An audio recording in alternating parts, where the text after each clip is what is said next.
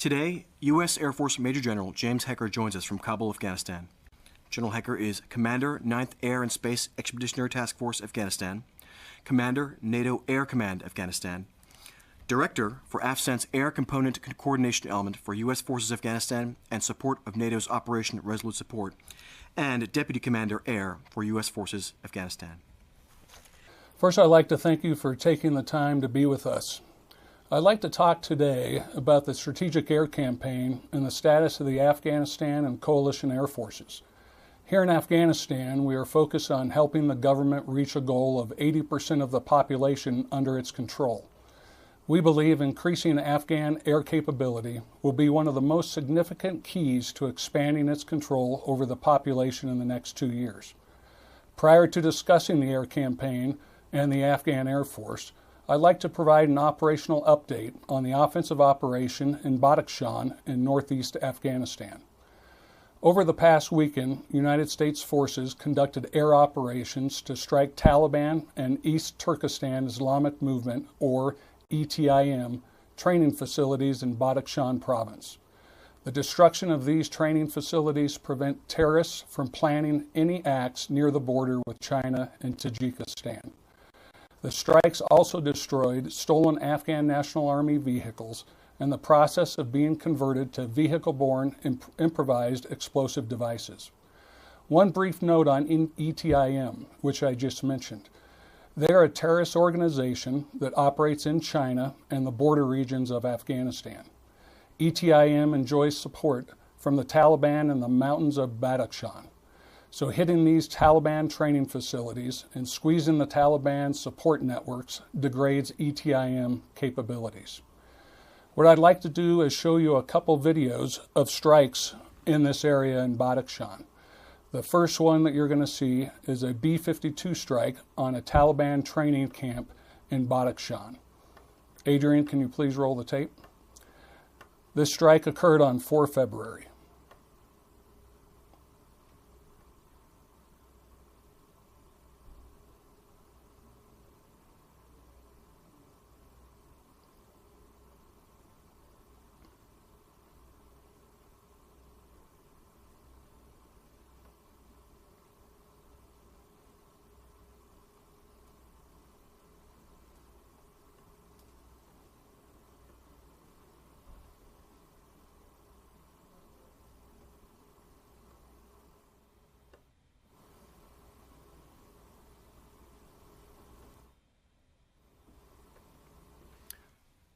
Sir, the first tape is complete. Okay, the second tape that you'll see is the second pass from the same B-52 on a different training camp in Badakhshan. This was also accomplished on 4 February. Adrian, go ahead and play that tape.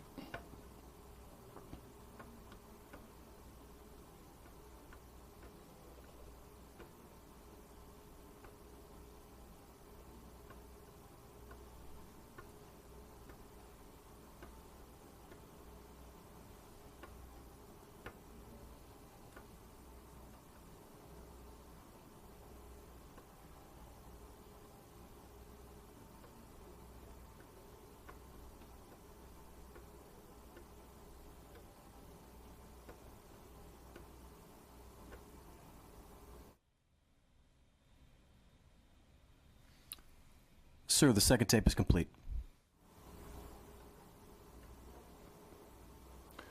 Thanks, Adrian. From these videos, you can see how a single B-52 demonstrates its reach and lethality by setting a record employment of 24 precision-guided munitions against Taliban narcotics and training facilities. What allowed this impressive air power to be unleashed was a critical modification that we made to the B-52 at IUD'd in late November, installing a conventional rotary launcher that allows B-52s to carry more precision-guided munitions.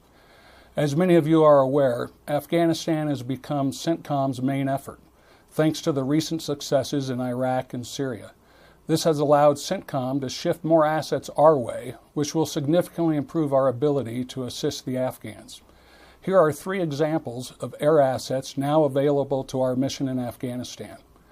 We have increased our close air support capabilities significantly by adding an A-10 squadron in Kandahar Air Force Base. We now have 50% more MQ-9 intelligence, surveillance, and reconnaissance aircraft. And we are adding an additional combat search and rescue squadron. Those are just the tangible air platforms in Afghanistan, and these platforms would have limited value if those were the only changes here. But another change is one you don't physically see. It is the change of the weight of effort of the intelligence community. The intelligence community is the backbone that develops our targets, provides data analysis, and eventually produces the targets we strike in Afghanistan. This is the intelligence community that's spread throughout the security enterprise, beyond Afghanistan. They analyze surveillance and reconnaissance data to develop the networks that produce targets for our air power to strike. This behind-the-scenes legwork allows us to hit the Taliban where it hurts most, whether it's command and control of their pocketbooks. We will cripple their revenue generation enterprise. We will take away their ability to wage war on the battlefield and brutally murder innocent civilians like the recent cowardly acts that we witnessed in Kabul and Jalalabad. With the current uplift in resources, we can decimate Taliban command and control nodes. It means we can strike at the heart of training camps where they brainwash young men to strap on a suicide vest to kill themselves and their fellow Afghans who are working to rebuild the country. So let me talk a little bit more about the air campaign that began in November. As you know, 80 to 85% of the world's heroin comes from Afghanistan. The Taliban is a criminal organization that profits from selling illegal drugs. Since November 19, 2017, the Afghan 215th Corps, their Special Force Commandos, and Afghan Air Force, in close cooperation with U.S. forces, have denied the Taliban over $30 million in direct revenue, as well as over $160 million in denied revenue from drug traffic organizations, according to DEA estimates. And this will only continue, not just in Helmand, but throughout Afghanistan. I want to show you some recent videos from these strikes and also where we have employed the A-10 in the Strategic Air Campaign. The next video that I will show you will show a van. Inside that van are 3 Taliban. What you're not going to be able to see inside that van is also what they call a dishka. This is a 50 caliber machine gun that is used to either shoot down our aircraft or to shoot at the Afghan National Army. The A-10 on the 24th of January did this strike, and this was only 4 days after they arrived. So Adrian, can you go ahead and play that video?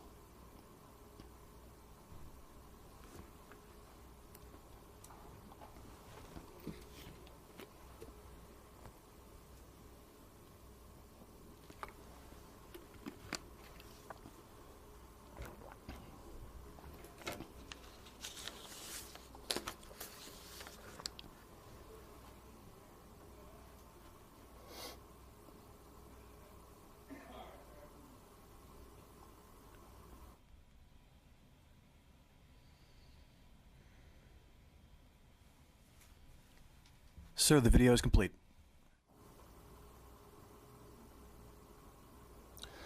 Thank you. The next video that you will see is another B-52 strike. This one's in Helmand province, and it's on a narcotics production facility.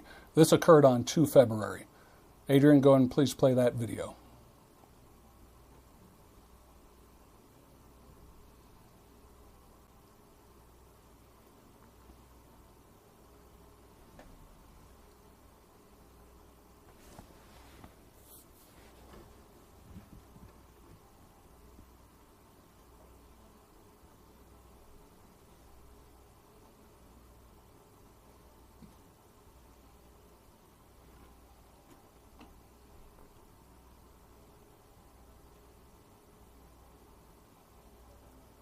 Complete. Thank you. This is just the beginning of the unrelenting military pressure we and the Afghan military will inflict on the Taliban. And that includes Afghanistan's own Air Force. In fact, an A-29 Afghan aircraft dropped the first bomb of the air campaign on a drug lab, and I might add, shacked the target. One of the most important things I want to talk about is the Afghan Air Force growth. It continues to grow in size and capability. While U.S. air power is destroying Taliban support elements in the deep fight, Afghan A-29s and MD-530 helicopters provide quick, lethal support to Afghan ground forces in the close fight. This growth has already started, but is going to continue. Eventually, we will almost triple the size of the Afghan Air Force, but this has to include more than an increase in quantity. We want to make sure the Afghan Air Force is both professional and capable. Pilots and maintenance teams are being trained in the United States, in Afghanistan, and other partner nations. And this kind of training includes not just developing skills, but a mindset that prevents civilian casualties to the greatest extent possible. Several times, Afghan pilots on missions have resisted dropping their bombs to avoid civilian casualties. This isn't the case with the Taliban. Innocent civilians have become the primary target of the Taliban's high-profile attacks. Conversely, the Afghan Air Forces realizes dropping a bomb where insurgents have surrounded themselves with human shields means striking a fellow Afghan brother, sister, child, or grandparent.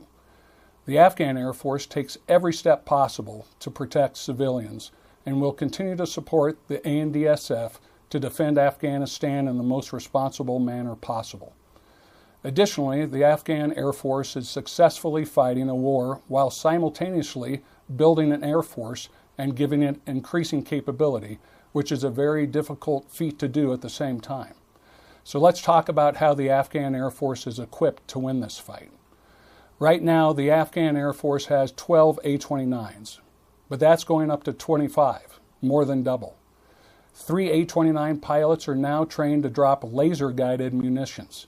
The first was dropped in training in December, so the Taliban can look forward to those laser-guided bombs raining on what used to be safe havens in the near future. The Afghans also have a fleet of 24 C-208s that have added an airdrop capability. They added a roll-up door to the side of the airplane. They travel at 300 feet, 100 knots, and airdrop munitions or supplies out the door and hit their targets within 70 meters. This enables them to do airdrop rather than landing an Mi-17, which obviously reduces the risk in some regions. In the future, the Afghan Air Force will also get what we call AC-208s, and they'll get a total of 32 of them. These are similar to the C-208, but this is an attack model, so it will carry pods with laser-guided rockets and a gun. It can also capture full-motion video and assist other aircraft to achieve precision targeting, making it an ISR asset, which is going to be key to enabling the A-29. Additionally, we've taken MD-530 attack helicopters and transformed them into a very robust platform.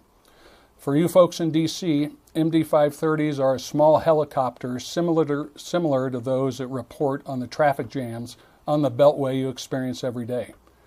The Afghans have 25 of these right now, and they're going to get 5 more each quarter until they have a total of 55 in about a year and a half. The biggest difference between the Afghan MD-530s and those traffic helicopters is their ability to carry rockets and a gun. The Afghan National Army loves them. They have proven to be just the right platform to provide quick, lethal support to commandos and Afghan ground forces. Lastly, we recently delivered 8 UH-60 Blackhawks to the Afghans over the last 4 months. They will eventually have a fleet of 159 of these. We are training 12 pilots who have gone through their initial phase and now are preparing for mission qualification training. They will be ready for combat operations starting in May. After that, we get about 80 crews every 10 weeks. So by the end of the year, we should have 28 pilots. I know I'm giving you a lot of details, but I really want to give you a good idea of the rigor of our strikes this winter. In 2017, the Afghan Air Force conducted approximately 2,000 airstrike sorties, or roughly 40 strikes sorties each week, with a record high of nearly 80 missions in a single week in October.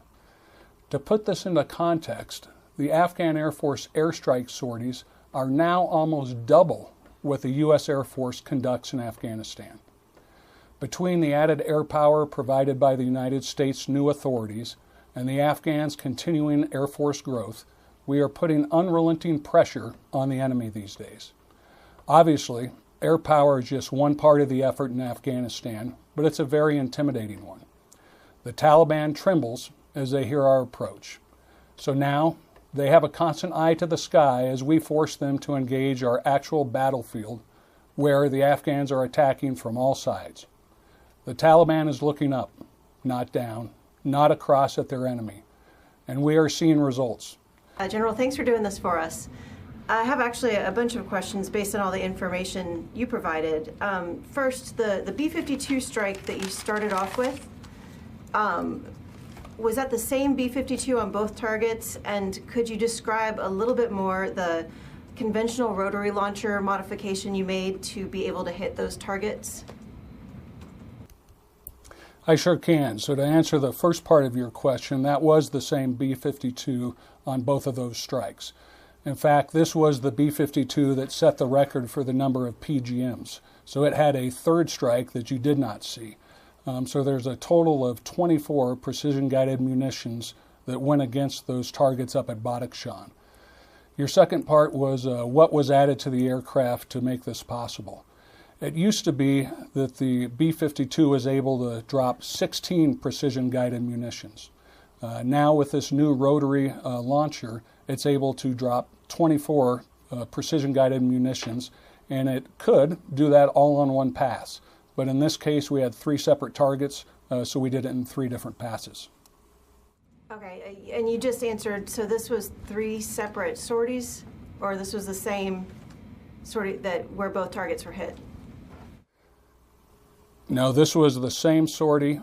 So on one sortie, they did 3 passes where they dropped a total of 24 precision-guided munitions. Secondly, you were just mentioning that the Afghan Air Force is now conducting about twice as many strikes as U.S. and coalition air. Did I hear you correctly? Yes, you did. It's almost twice. The exact numbers, roughly, the Afghan Air Force, when they do a mission, and they actually do a strike on that mission, so drop ordnance or shoot the gun, they average about 40 of those kind of missions a week where they actually employ a weapon. Contrasting this with what the United States Air Force does in our coalition aircraft, we average about 25 a week where we actually drop a munition. So as you can see, it's almost double what the Afghan Air Force does compared to what our coalition aircraft do. So the maintenance and logistics piece of this, we've been hearing that there are plans to shift the entire maintenance and logistics responsibilities to the Afghans within the calendar year. Could you confirm that? And in the past, the logistics and maintenance part for any weapon system we have helped train on, that's been kind of a weak spot. Could you give a status report on that training now? Yeah, you bet. So to answer the first part of what you said in your question, do we plan to shift the 100% of the maintenance over to the Afghan maintenance by the end of the year? That is incorrect. Right now where we sit is roughly about 20% of the maintenance done for the Afghan Air Force is done by the Afghan maintainers. About 80% of the maintenance is done by contractors that the coalition hires to do that maintenance. We are in the process now from shifting that 80-20 split the other way. So the goal as we go through this campaign here is that we will shift it so that 80% of the maintenance is done by Afghans and 20% is done by contractors. And of those contractors, we're rewriting the contract so they will now start hiring Afghan local nationals as opposed to hiring from the United States or other coalition countries. A couple questions about the Badakhshan strike. It's been reported, and you said at the opening remarks, that the East Turkestan Islamic movement was also targeted in these strikes. Is this the first time that this group has been targeted by U.S. or coalition aircraft? And under what authority is that done? Is it due to their connection to other groups? And if you could also provide a little bit more clarity on where Badakhshan, these training camps were they part of the corridor that connects to China? Okay, so I'll answer the last part first. So the strikes, if you look, Badakhshan is in the northeast portion of Afghanistan. There is that small corridor that runs to basically where it gets to the border with China. It wasn't along that strait right there. It was inland from that, or more to the east, and that's where the strikes were conducted. Now, we didn't actually strike ETIM terrorists when we were doing this. We were strictly striking the training camps that both the Taliban as well as the ETIM use. And we are using our existing authorities to do that. General, back here in Washington, you sometimes hear from armchair generals something along the lines of, you can't bomb the enemy into submission, air power is great, but it can't do the job.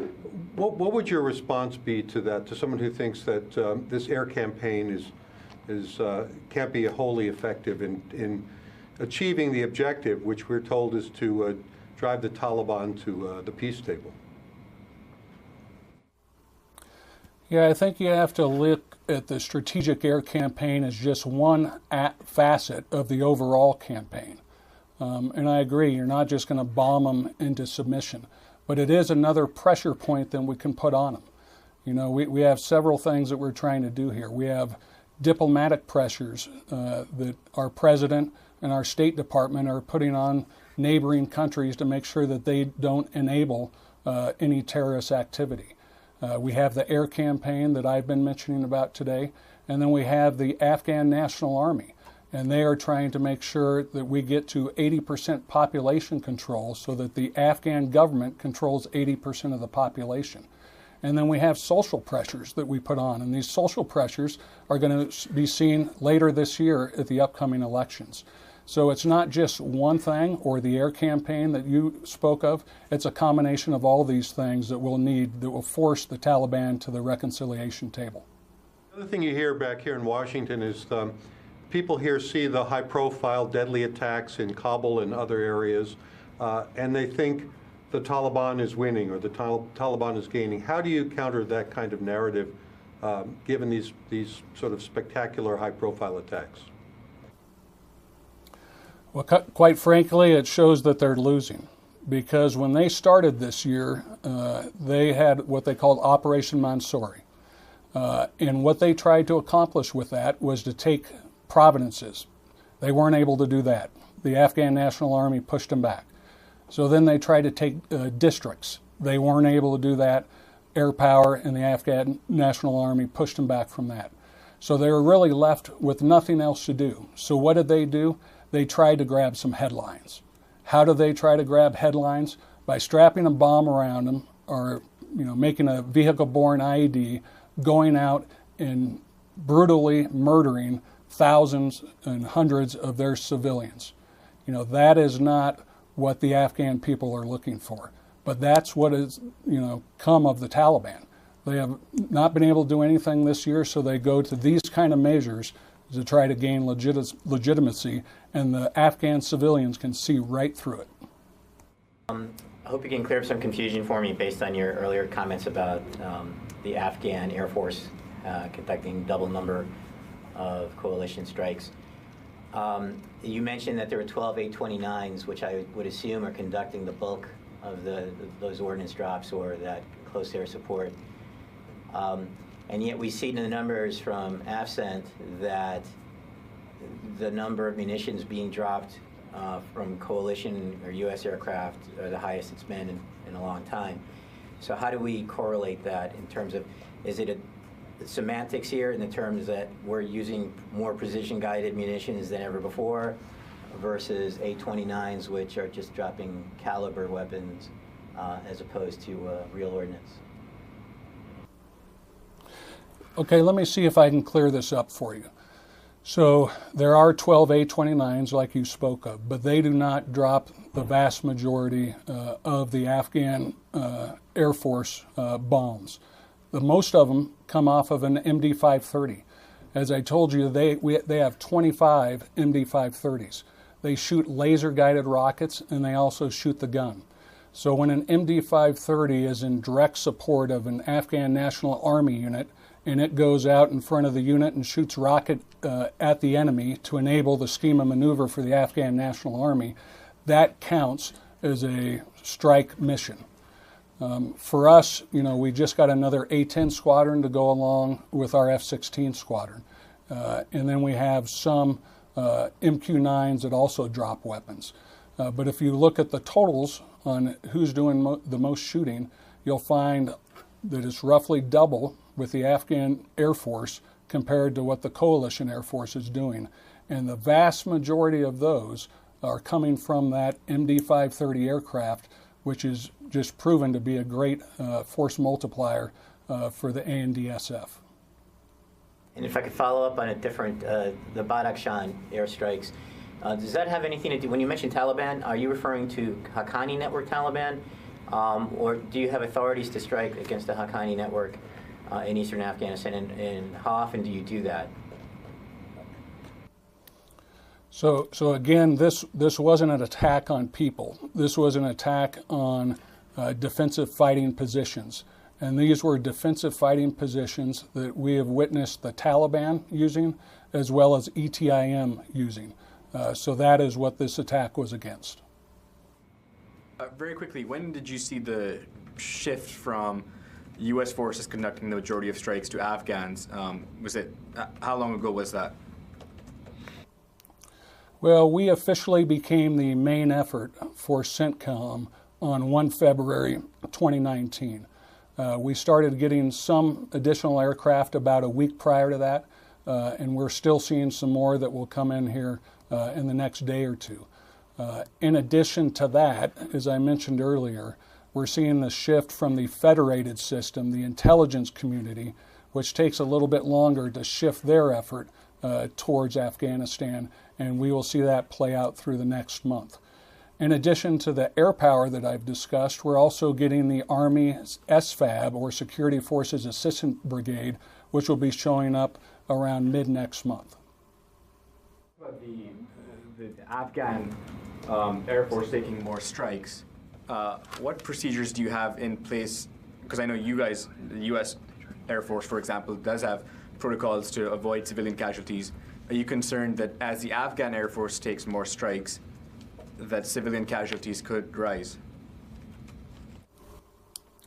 The good thing about that is a lot of the Afghan, or most of the Afghan pilots are trained in the United States or in other Western countries. During their time there, they are trained on our ideals and how much that we try to avoid civilian casualties. A-29 pilots routinely will come back with their bombs because they saw a child or they saw a lady or a mosque near the target, which is exactly what we want. We praise them for doing that as opposed to say, why didn't you drop your bomb? So that is very good. The other thing you were talking about, what's going on and how are we training them? Let me tell you about a story in Helmand Province. Helmand Province has a series of operations, and it's called the Maiwan operation. We're currently on Maiwan 11. When we got to about Maiwan 9, we were able to do something for the first time with all Afghan, and this is going to be Army and Air Force story. So on Maiwan 9, the Army was going to do a scheme of maneuver.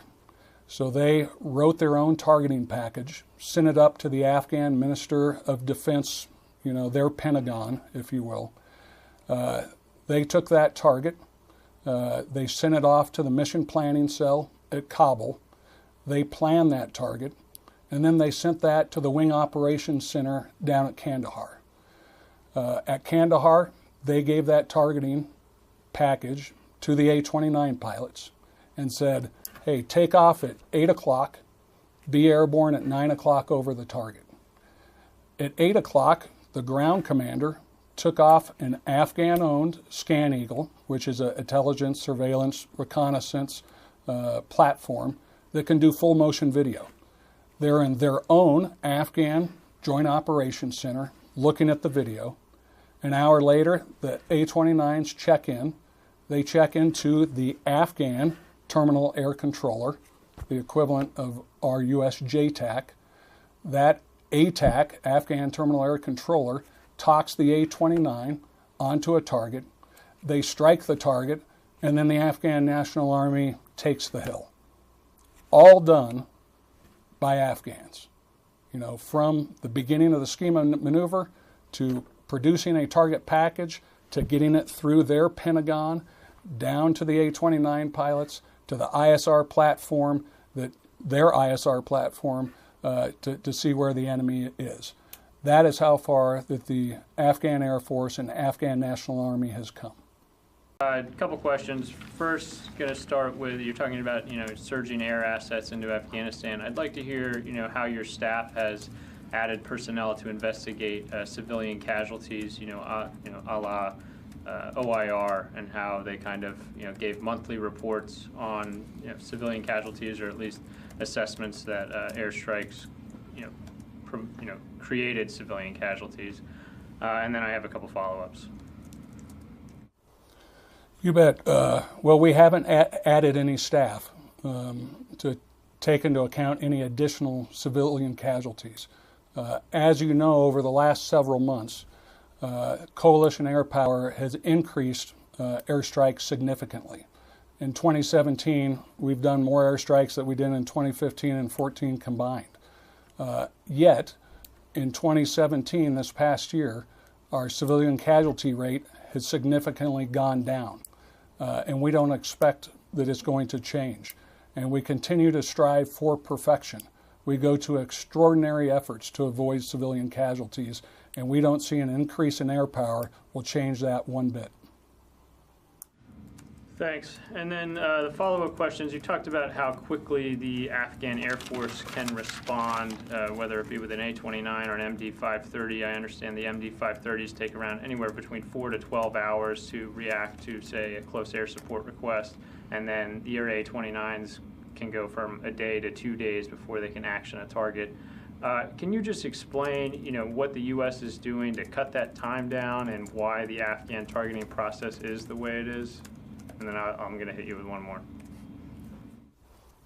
Yeah, you bet. So here's what we've already done, and I'll use that Maiwan example. It used to be with the A-29 aircraft, we just did what we call deliberate targeting. When we do deliberate targeting in the Coalition Air Force or for U.S. air power, it's pretty much a 72-hour cycle, to find the target, get it approved through the targeting package, get it through the air tasking order, and then down to the crew to actually fly. The way that we get around that in the Coalition Air Force is we do something called XCAS, okay, close air support, where we just take off the aircraft, get it in the general vicinity, and then we have a JTAC, Joint Tactical Air Controller, talk them onto the target. Well, that is what we just started about 3 months ago in Maiwan 9 with the Afghan Air Force A-29s. So now they do not need a deliberate target with exact coordinates on what to hit. We simply give them a targeting package that says, be in this general area, this 10 nautical mile circle at 0900, let's say. Okay, so they will take off not knowing what their target's going to be. All they know is they will have some intelligence, surveillance, reconnaissance aircraft, and they will have somebody in the Joint Operations Center, and then they will also have a ATAC, Afghanistan Terminal Air Controller, to talk them onto the target. They get airborne, they get there, and they just start doing circles, waiting for them to give them a target. So now they can be immediately responsive for that 2-hour period that they're airborne. Now they don't have the capability that we do, where we can go get some gas off a U.S. tanker. They don't have that capability. So when they go up there, they have about 2 hours. We always sync that up with the Afghan National Army schema maneuver. So when they need help, they have help, and it's right there with either A-29s, and MD-530s, by the way, are also doing this same tactic. And now they're able to dynamically hit targets as opposed to have a deliberate target when they take off. Got it. And last question, Resolute Support has been touting, this narcotics, anti-narcotics operations, $30 million, $40 million, whatever. I mean, this is not the first time that we've targeted Taliban narcotics in this war. And I just want some kind of explanation on what exactly that does to, quote, Taliban operations. I mean, have you seen any effect on the battlefield after blowing these things up, or is this just something we're going to do for the next 10 years? No, what we're going to do, this is just one more, pressure point than we could put on the Taliban. It's going after their revenue sources. We mentioned narcotics, but we're also going after their command and control, after their safe havens, those kind of things as well, which will put pressure on the Taliban. And what we see, got it. We don't listen to intel and hear, oh my gosh, we just lost $5 million today. And then I know there's a big dispute on, is this 40 million? How exactly do you come up with this figure in the 160 million? What I care about is it's affecting the Taliban. And when we do these strikes, we obviously get reflections from different sources on intel. And what we're seeing is this is throwing them off their game. It's putting turmoil into their process. And that's exactly the effect that we're looking to get. General, how many bombs or other munitions did U.S. aircraft drop in the month of January? Lucas, I apologize. I don't have that exact number on how many we dropped in January. I will tell you, over the last 4 to 5 days, we've seen a significant increase of the number of bombs that we have dropped, but I don't have an exact number for you. And would you like to see the Taliban be labeled a terrorist group after this rise of attacks in Kabul? I'm going to leave that, to our people in Washington. It's their decision on what we label the Taliban. My label for the Taliban is a group that kills innocent children and women. They are not able to meet us on the battlefield, so they resort to those kind of tactics. And I know that the Afghanistan civilians, that is nothing that they're going to support, and it's nothing that we're going to sit idly by and watch them do. So we're going to take the fight to them and make them reconcile. Has Pakistan been helpful in any of these airstrikes thus far? Those B-52s do fly over the country of Pakistan, don't they? They do. There is a corridor that we have with Pakistan, so they're coming out of IUD and they will fly over Pakistan as they come in to drop their weapons. So has Pakistan been helpful in this ramp up of operations against the Taliban? Well, that's something that, we continue to try to work together on. We look for common ground as our strategic the new South Asia policy is a regional approach. We look to Pakistan, we look to Iran, to Russia on where we can find some common ground. They realize, a lot of the narcotics go into their countries. Iran, is dependent upon the water that comes from Afghanistan. So that's some common ground we can look at. As was mentioned by our president, we are putting some diplomatic pressures to make sure that regional countries don't enable these terrorists. And we'll continue to put that pressure on. And if they're willing to help us, we will definitely work with them and share intelligence together to get rid of these terrorist networks. General? Thank you, General. You mentioned that Afghanistan became CENTCOM's priority as of February 1st. I know it's only been less than a week, but can you give some idea of how your sortie rate and weapons release rates have increased since February 1st? So our sortie rates have increased because we have another squadron of A-10s that we're flying. And they fly, 10 to 12 lines every day. We have another 50% more MQ-9s, so we're flying more lines with the MQ-9s. What those MQ-9s allow us to do is find more targets. Those targets can go after drug labs, command and control facilities, or training camps up at Badakhshan, which has allowed us to significantly, over the last week, increase our strike rate. You had mentioned that the Afghans are dropping weapons a certain amount of time. Is it really an apples-to-apples comparison when you're talking about an MD-530 firing a machine gun or a rocket versus a B-52 dropping a precision-guided ordnance? No, that is, and it wasn't meant to be a total apples-to-apples comparison, but I wouldn't say it's apples to oranges either. If you're on the other side of that rocket and you're a Taliban, you probably don't care if it's a rocket or if it's a PGM that's hitting you in the forehead. We have, for instance, a B-52.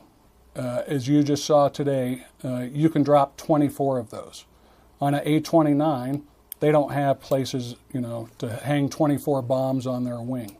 But they can drop 4 bombs, they can shoot up to 14 rockets, and they can shoot 30 caliber machine gun at the enemy.